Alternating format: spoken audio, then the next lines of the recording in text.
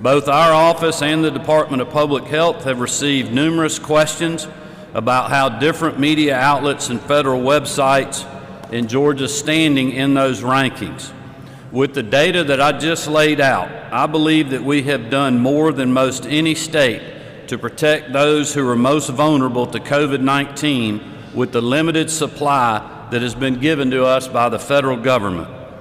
I'll also add that the Department of Public Health utilized roughly half of our first dose allocation last week as second doses to ensure Georgians who had gotten their first shot received their booster shot on time.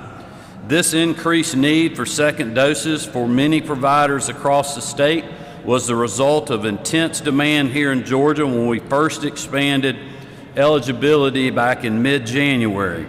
This created a large number of seniors and frontline healthcare workers who needed their second dose in a very short period of time. This reallocation by the state to meet that need is the primary reason why over the last few days, Georgia's numbers of first doses administered have slowed in comparison to other states. We expect those numbers will improve very shortly, especially with the expanded eligibility occurring next Monday, March the 8th. But we can and should do more to make absolutely certain more doses are getting into the arms of Georgians as quickly as possible.